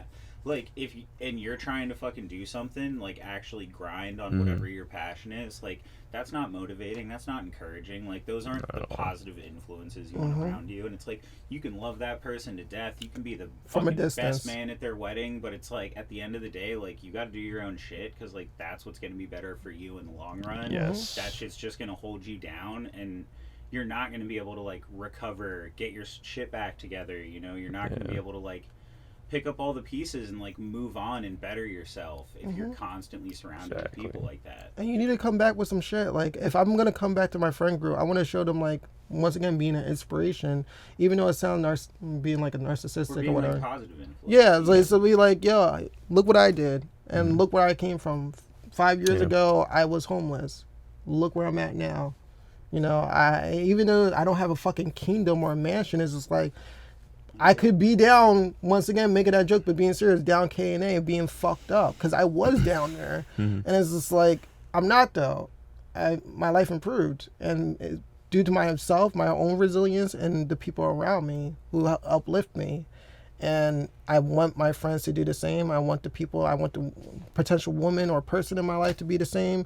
I want my friends to be the same. I want my family to be the same. And if you're not trying to be a part of that, then peace be with you. I love you from afar, but like, deuces. Yeah. fuck off. Apparently, like, you're a piece of shit for not wanting to do better for yourself. Yeah. I think something that we talked about earlier in the week, like, or probably last night actually, before the podcast, was people wanting to be like build a bear, like build a bitch, Yes. build a nigga. Like, I think like a lot of I think mostly like, I think us as guys, we're more like naturally, we'll inherently want to like be Captain Save-A-Ho. Yes. If like a chick is going through the stress, like you save were, her. yeah, you were definitely in that situation. I was definitely in that situation, like with my, with my action, the whole cheating thing and her whole mental thing and like her, I don't want to say sob story, but like, a sob story. Like, I think you should definitely you shouldn't date deal you're with that mentally trauma. fucked up. Yeah, exactly. You should deal with that trauma before you ever date anybody, because then you fuck me up. I've had trauma too, but like I'm kind of like a little bit more. You have a better handle. I'm high functioning. You know what I mean? Like, like that shit happened. Like, I've dealt with a lot of shit in my life, homelessness too, and like other shit. But like, you should not date when you're that fucked up. No. Like when it's like a. You shouldn't date during a pandemic either. No, that's because once shit open back up, you're opening it back up. Them legs and that bussy. But like butterfly doors. No, you gotta understand your trauma, and you gotta be able to like cope with your own trauma to some extent before you're, throwing that on somebody else. Absolutely. Yeah, because like, yes, they're choosing to spend time with you and choosing to be with you, but like your baggage is your own, and even if they're kind enough to try to help you unpack your baggage, like that's not their place to just get all that thrown at them. Right, because in my last relationship, I can speak a little on it, because the days I had my really bad days, or she had her really bad days, like I felt like I was bad for having a bad day, because she can be in a good mood and I'm just come around dealing with depression, dealing with anxiety, whatever I'm dealing with, and it's just like, oh wait, well now I got to change my whole mood to basically like make you feel okay. And vice versa, when she was having her bad days and I just stopped playing Cyberpunk and I'm having a great day and I'm like happy, I got to play some video games, I got to work on some shit, and then it's like, oh, I'm fucked up. I'm like, well, fuck. Now I'm sad, now I'm depressed, and now my whole day is ruined. And it's like we're trying to like say we're here for each other, but while stabbing each other. It's like, I'm here for you, I'm serious for you, and then we're all just bleeding out and just dying at the same time. And it's not helpful. You need to someone needs to be the more stable one. And someone need to be the more willing partner to be like, I can handle it. The reason why I said no more, no mas, because it's like, I can't personally handle it. I woke up and felt drained because I'm like, I don't know how to break up with someone. I don't like doing it. I don't like feeling like, I feel like as a man in a relationship, and this is toxic masculinity, whatever, but it's like, if I break up with someone, that means I gave up on something. And as someone who's like very solution-based, situation-based, whatever, goal-based, it's like, oh, wait, I got in that relationship, someone knowing her shit, someone knowing her past, and like, I gave up on her. Do you feel like you let them down or you betrayed them because you weren't able to like sustain that relationship? I beat myself up about it every fucking day. And like, I joke about shit, but like, I feel like I let her down, and by just saying like, hey, I can't handle you because of who you are, the real you I cannot handle. And it sucks because like I can imagine someone saying that to me. Someone did say that to me. I can't handle you. I can't be your therapist. And like, I imagine how that felt for me. And like, now I'm just doing this to someone else. So now I'm the fucking villain. Now I'm not the hero of the story. I'm an antagonist now. I'm not a protagonist anymore. And I just want to say sometimes it's fun being the bad guy, like that Billie Eilish song. No, it's not. It is. It's not. Really? Because if the person doesn't deserve it, if there's you should not use mental illness as an excuse to be a shitty partner. However, you shouldn't like hold it against them. Like, if you're dealing with some really dark demons that you're still working through, once again, you shouldn't date. But if you so happen to date, it's your fault. It's my fault for being around there because I chose to be there. And I act like I was this whole fucking empath, and I'm not. Right. I'm just a dude who like, I don't think I'm unattractive, but I was the ugly nigga who thought if I was a good listener, I could get laid. And I could get women, and women would be more attractive to like me. the stereotypical good guy, yeah. And it's like, nah, I mean, I like talking to people, but it's just like, Dude, I talk to strippers. All in all, like I So- do feel like I let her down by letting myself down too. So yeah, that's what I was gonna ask. Like, did you feel as though you let yourself down because you didn't sort of I didn't stand on your square and sort of be like, because like I think like when you get into those types of relationships, there's this it gets to a certain point where like I think like it gets to a point where your partner is no longer subconsciously doing it. Like they're fully aware. Yeah. They have trauma, they had problems. You're fully aware of these things. They're going to take advantage of you because of that. Because you're going to continue to beat yourself up because of it. Because you know. I think that's the case. I think that's the case when it applies to certain people in my life. And my last one is like, no, once again, you're younger and not you, but her. Right. And it's like you need to fight those battles. And like if you do, cool. If you don't, that's also up to you. Maybe you don't. Maybe you have a better handle on it than I perceive you to have. But and maybe I was just not the right person for you. Right, And maybe yeah. right person, wrong time. We got That together happens a during the lot. fucking pandemic. Yeah. Shit was fucked up. We kept waiting on a date that was not official. And sometime pandemic, we see it in our own friend groups. It broke some people. Oh, absolutely. It broke a lot of people I know where they're like, I'm wearing a mask to the end of time. It made a lot of people parents too, and like a lot of people got engaged. And Yeah, a married, lot like, of because so they're it like was the world could end. A lot of Yeah. people, this was like our doomsday. Remember when like Barack Obama got elected and a lot of people were just like, oh shit, you know, the world's about to end. The same thing would happen with Trump. Yeah. Or like when 2012 happened where they thought the world was gonna end. A lot of people thought, yo, the world's gonna end. I need to be happy before it ends. Or I just need to be so paranoid because I don't know what the doom clock device is gonna pop off. Yeah. No, But, that's some good shit right there. But like for instance, some of my past relationships, like the last few ones that I've actually took seriously, or like that weren't just like me just being casually dating them. fucking them raw. No. Okay. None of that, none of Sorry. that, none of that, sir. No, we don't I'm do the that only here. one going sushi. We don't do that. Yeah. Exactly. Going sushi is like the goal.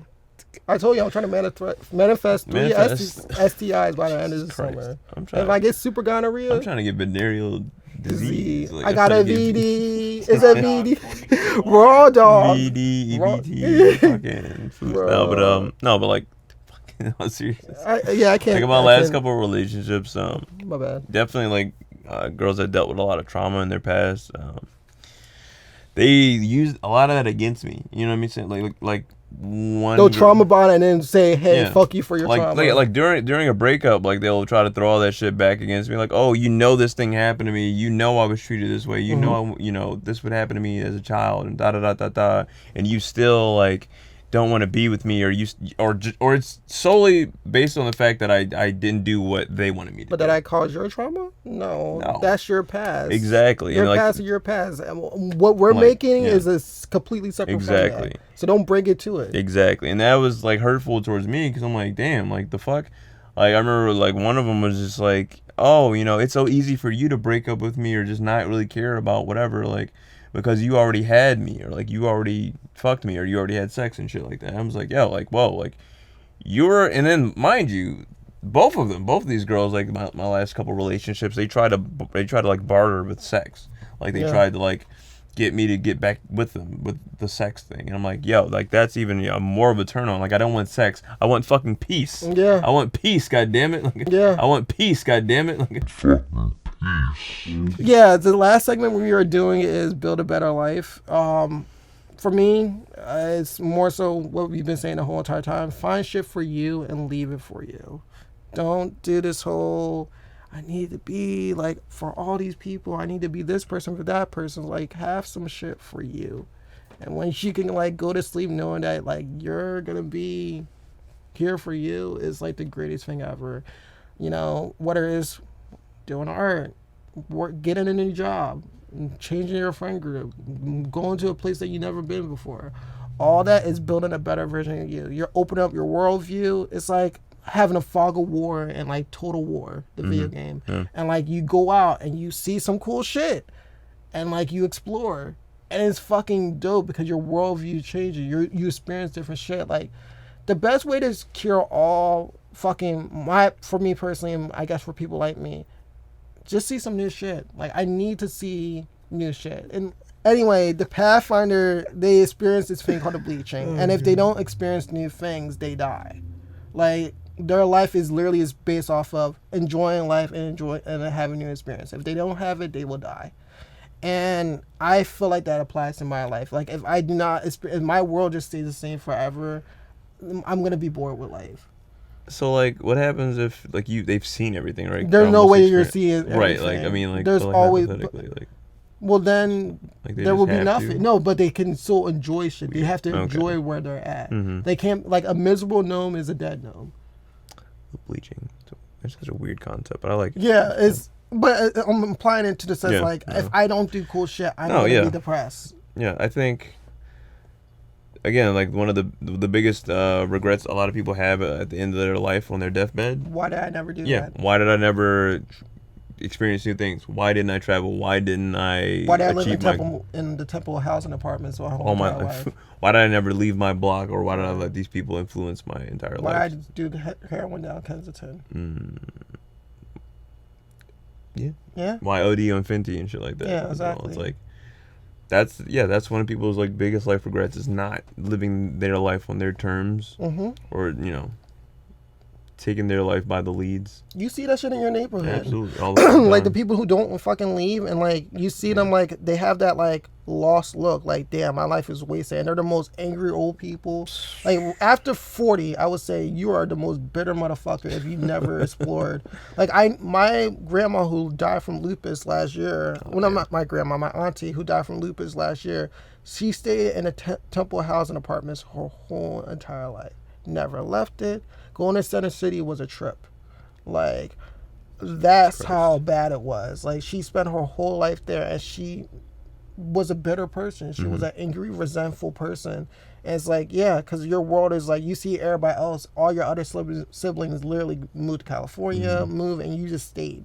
Yeah, that's awful. That's And a miserable that's a existence. miserable life. And I'm happy at a young age, like, even though it took my mom and dad getting a divorce, I got to drive, not fly, drive from Philadelphia to California to Philadelphia. That's 4 wild. times. Yeah, that's And that opened up my worldview, because I know the world is so much bigger than Frankfurt. My world is so much bigger than Riverside. Like, I seen some shit. I saw coyotes. Nigga, I saw a mountain lion. Drinking Right. Tang. Remember Tang? oh, I drinking experienced Tang. like I was drinking Tang and I saw a mountain specific. lion fuck up like a antelope or some bullshit, and I was just like, yo, nature is fucking metal.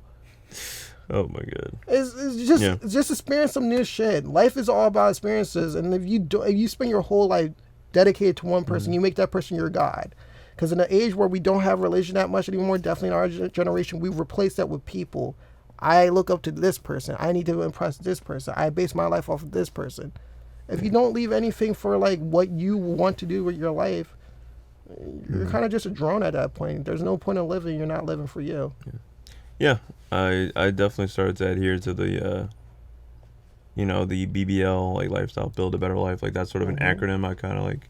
I didn't say like I created it, but it's kind of like a thing I just coined like to live by. It's like, as I felt so much better, like really sort of like saving a piece of myself, even despite no matter what relationship, situationship, whatever the fuck I had going on with somebody, like I always save that part for me. So like at the end of it, like I didn't feel like I lost an entirety of myself. Like again, like when you get into a relationship with somebody and you're with them for X amount of time, years even, that's your best friend. That's your best fucking friend. And You it's like, adopt certain things. yeah, and like it's not. It's even more serious. It's even more intimate than just being a friend, because like when you have your partner, like girlfriend, boyfriend, whatever, it's like you've had sex. You know what I'm saying? Like at the end of a relationship, or everything like just didn't work out, or sometimes people can just break up and they can be cool with each other, but at the same time, if you like really do love that person and you guys break up and it's just like she gives you the whole like, oh, we can still be friends. No. Like, no, fuck that. Like, we were just fucking, you know what I I'm mean? not Like, friends with any of my exes. no, like we were just being intimate. Not just looking at it as just sex, but like we were just being intimate. I saw you butt ass Nick. I saw your butthole. You know what I'm saying? Like, That's I was in factual. Yeah. I was And then when they get with another dude, it's just like, really? in really? Like I you ate my ass. You Lamborghini my Wait, doors. whoa. Like my legs were up. Suicide. No death. No silence. You a wild boy for that. She was eating your ass. And like some groceries. no, just respect. It's a mindset thing. It's a eating mindset. Let's go. But your like, Grubhub, like. no, it was a Trader Joe's. It was vegan. It's store brands. Like, yeah, build a better lifestyle, man. I've been living by that, and I think like once you actually. Go back. Fucking shit. Okay, fuck. Eating healthier. Eating better. Let me finish Working this. out. Shut up, stop. So. Eating ass. I've been I've been adhering to building a better lifestyle. Like I just acronym BBL, and it's just like it sounds like some weird sexual. It sounds like the Brazilian butt lift. Get a But- BBL. Talking a lot about butt licking here. Big butt licking. I like that. But Oh, my yeah, bad. Did I just touch something? Oh shit, that was the mic. Go ahead. like I've been adhering to like building a better life. And I think personally for me, I've slept better. Like when I actually put my foot down, when I've actually told people no, when I actually stopped being a people pleaser, when I actually did start to take care of myself more, sort of just focus on my finances, bettering my career, establishing myself as an individual. Because like if you're not producing something, like you feel like a failure. Yes. You know what I mean? Definitely as men. Yeah. Especially as men, you have to produce something, or at least you're viewed as like worthless. You know what I'm saying? You look at yourself like, damn, I wouldn't even fuck me. You know what I mean? I feel like a eunuch when I'm not creating something. A what? A eunuch. Oh, eunuch. You know, like I feel like I lack anything about being like a person. Yeah, you don't feel interesting. Like when people ask you, like, oh, what do you do, or what did you do today? I And it's play just like, video oh. games all day and I'm depressed. Yeah, that's it. And I it's masturbate like, to porn 5 times a day. Yeah. Like I can't hang around people like that. And like that was one of my homies that I cut off because he's that bull. Like he's that guy, and like he just jacks off. you're not that guy, pal. He's that guy, pal. You're not that guy, pal. And I would always like encourage him, like, bro, like, and he confided in me like some really traumatic shit that happened to him in the past. I'm like, bro, we've all been through traumatic shit. Like it happens, but you can't let that be the be all end all of like you finding happiness with other people or being intimate with another person. And it's the battles that we face as adults and as men, as black men, whatever you want to label it. But it's the battles that we face that are like the most difficult thing that Absolutely. we can't move past. And I don't blame people who don't do who get defeated, Yeah. because in It's another tough. alternative timeline, I'm defeated. Yeah, I think about that a lot too. Like, what if what if there is a timeline where like Where you exists consistently where like I did self-delete and it's over, Yeah. and I did give up. Yeah. That's really tough to think about. And it Or like pressure makes diamonds. yeah, or even like in an alternate universe where like I didn't deal with any of the fuck shit, or I didn't let it affect me the way that I let it, and like I'm like some fucking Incel. no, I'm like a billionaire is what I'm saying. Like, Oh, I thought you and, meant like like a different, like I didn't let it affect me the way that it did. No, but you like, need to. yeah, you need to. But like, what if it didn't bog me down? Is what I mean. Like I didn't like I had. Then you're a tougher fucking skin at the time. sociopath and you're a cannibal on the low. Like, but yeah, like dude was like he kind of like relegated his life to just being like an I don't know if I'm using that word right, but whatever. But yeah, he just like sort of like a bitchless bitch. I like that. Yeah, no, seriously, like he just relegated himself to being like a bitchless bitch, and like I was always there to be like, bro, that's fucked up, that happened to you, and like this traumatic shit, but don't let that interfere. Like again, we've all had traumatic shit, like, dealing with girls and shit like that. Like again, like our partners have been traumatic. I've been through traumatic shit. We've talked about Just hearing some shit gave me trauma. Yeah. I'm not even a part of fucking memory, but I'm hearing like, oh shit, you went for that. God damn, I gotta fuck you. Yeah. Like how that shit fucks you up, right? Like how am I supposed to get And past it? and you still pursue it. You're like, I'm not gonna let this get in the way. No. Like again, like we want to be Save-A-Ho, like Mr. Save-A-Ho and shit like that. No, And but so, we like, want the same thing that Yeah. we want the same thing that a woman. Absolutely. When we tell our shit to them, we're like, yo, we Yeah. want them to be like, yo, we understand. We're gonna be here for you. Right. It's not being like a simp or anything like that. It's just No. you want that respect. Yeah. But like going to like round it up. I'm it's not like, done. But no, what I was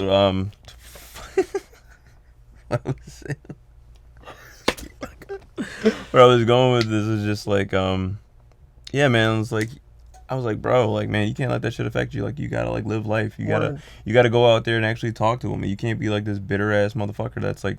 He would text me out of the blue randomly, oh, the cashier at Wawa didn't say hi to me or whatever. And he would just, he's also a black dude, but he would just be like, oh, you know, the black girl at Wawa didn't say. I'm like, bro, like, what the fuck? Like, because there's a lot of trauma from him being in high school, middle school, being bullied for being weird, being the type of niggas that we are, like into anime, manga, music. And Oh, you meant that. like that. No, not like shit.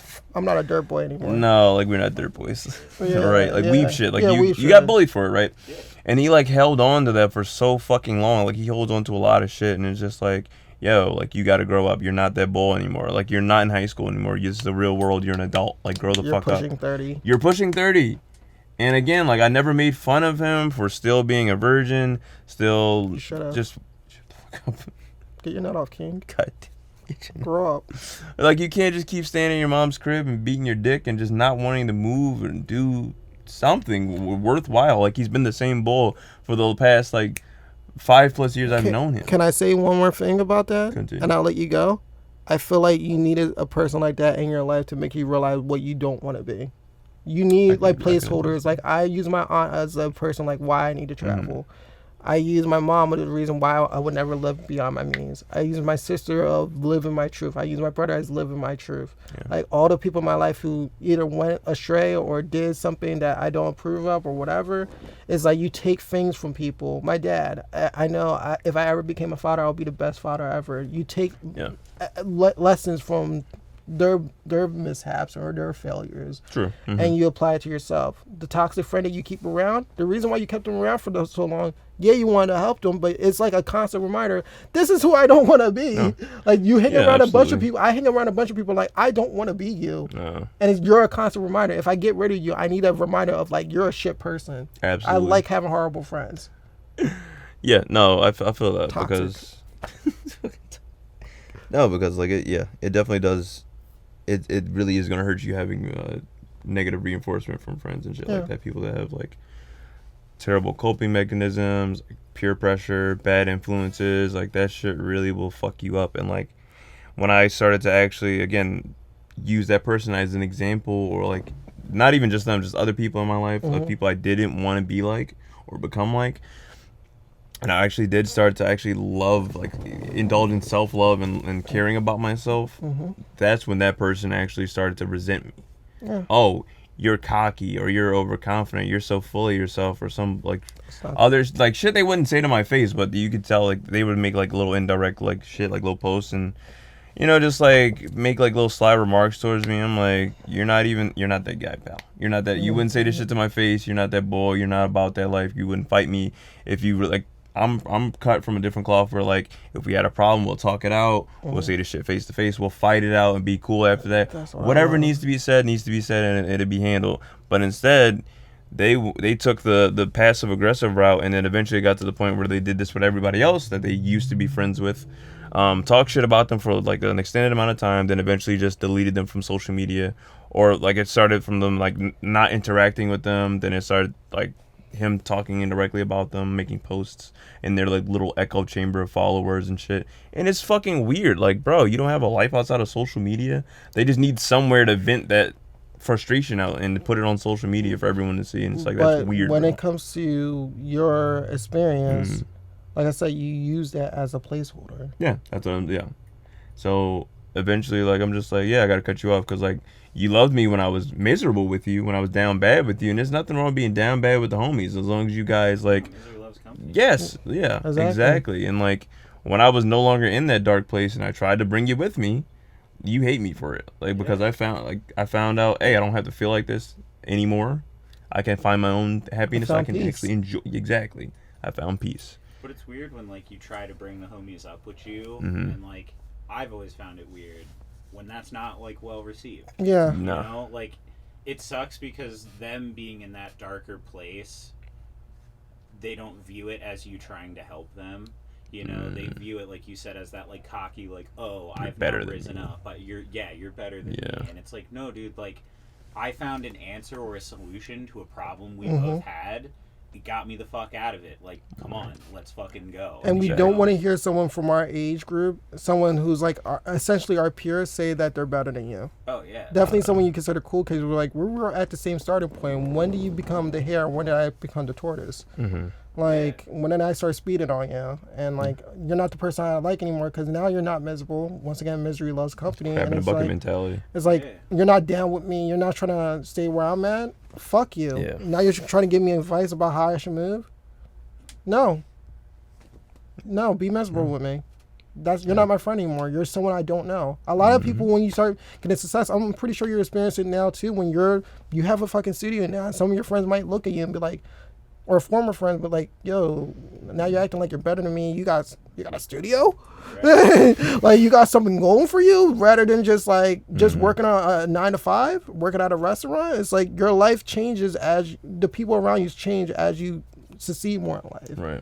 Even if it's on a minor scale, I got an A on this test and someone got a D.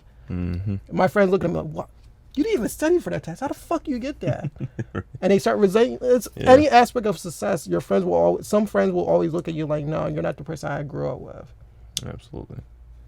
I think. But you are. You just evolved, and they didn't. Yeah, true. And I think it's also an issue where people, going back to social media, like they see so much shit and like they become envious of that, right? Yeah. But it's like they don't sit there they don't do the work.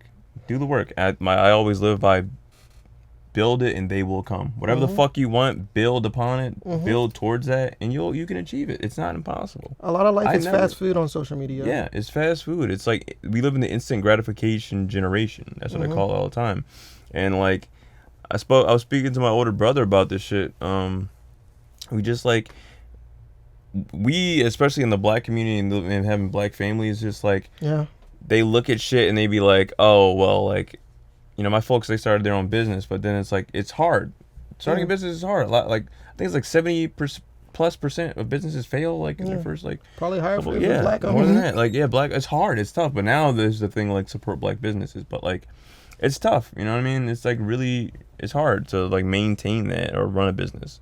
And there's a lot of work and commitment that goes into that. But it's not a matter of looking at this thing as like a daunting task or like impossible to accomplish. You know what I'm saying? Like fucking Apple, Microsoft and shit, Amazon, it all started like in a small garage or a library or like an office, right? Like it's a matter of asking yourself, what do I have to do to get to that point? What steps do I need to take to what sacrifices? Exactly. What sacrifices? Sleep, a little bit of your lifespan, relationships. Absolutely. Big family events.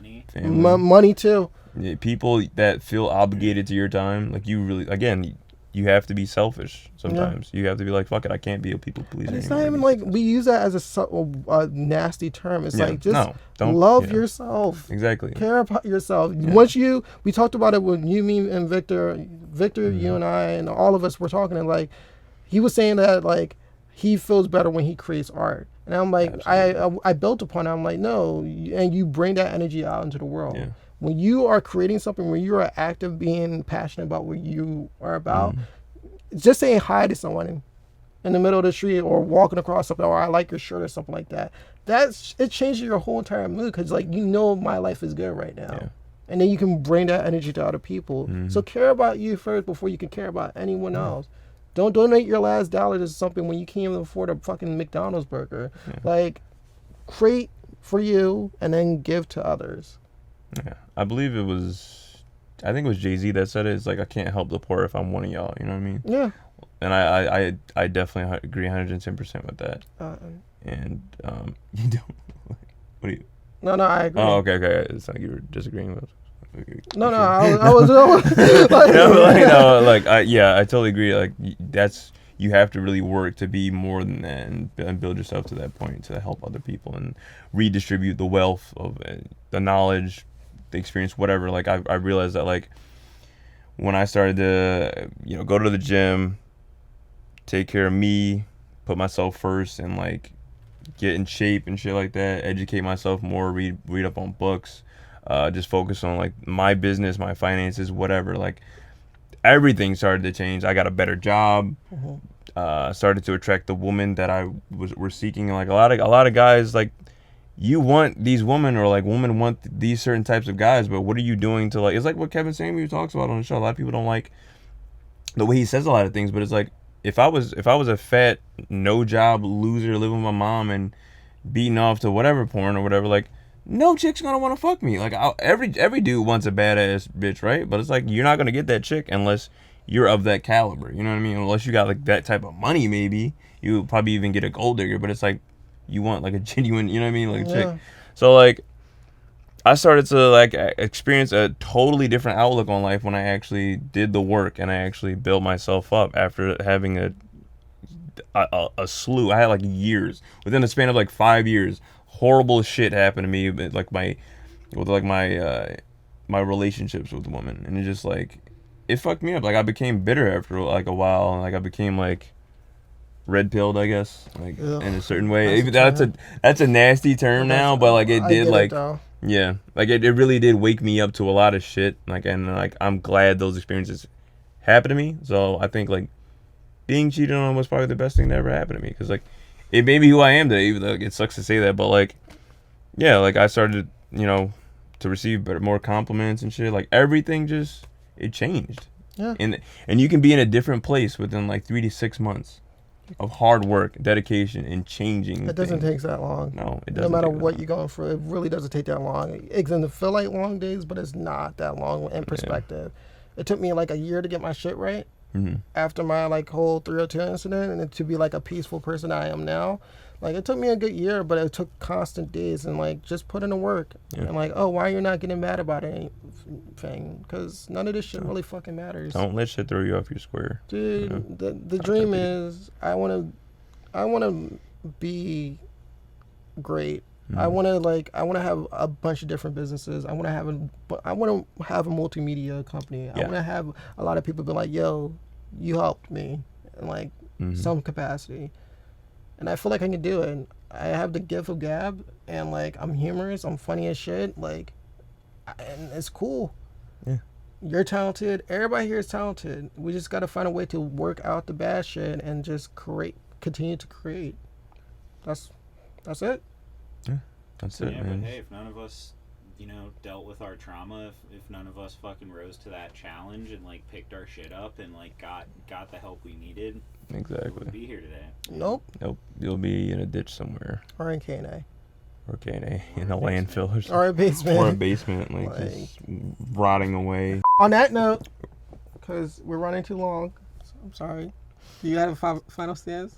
Don't touch me. Do you have a final stance? Anyway. Do you have a final stance? Yeah. Don't be like those guys. Build it, they will come. Build a better life. It's not the end. When you reach the end of a relationship, or when your friendship's over, when you lose your job, give it time. Things will get better. Okay. It's not impossible. Do the work. Do the work. Do it. Do the work. All right, Matt. Hard work and dedication. You said, huh? Okay. Do you have any final messages? No, I think you hit all the notes. Cool. All right. Better life. Live a better life. Do the thing, or don't, or you can just like die. But we outside. It's summer 2021. I'm gonna get 3 STIs by the end of this summer. Stay hydrated. Drink water. Sip Henny. Make moral decisions. Don't do Four Loko anymore. We're grown up. Grow up. Don't do White Claw either. That's domestic community abuse service. Like that shit. Like don't. Kill your local drug dealer. Or not. And rapist. Or fuck them. Get free drugs. And remember, all you have to do is die. It's gonna happen anyway. Speed up the Don't process. be EDP 445, because... Dude, no. That's just the top of front of the time. Respectfully. All right. Is it really? Yeah, it's one of the funniest shit of all time. But anyway, this has been season 2, episode 1 of the Nukeclear podcast. Have a good night. That was awful. Stop it. You're still doing it. This has been season... Fuck. And everybody, that's been season 2, episode 1 of the Nukeclear podcast. We hope you enjoy. If you guys have feedback, leave comments on the YouTube page. We're also going to have our Instagram pages there. So you guys want to send us some questions so we can respond to them, do it. All right. Everybody have a good night or day or whatever. Bye. Feels good to be back. Gang, gang.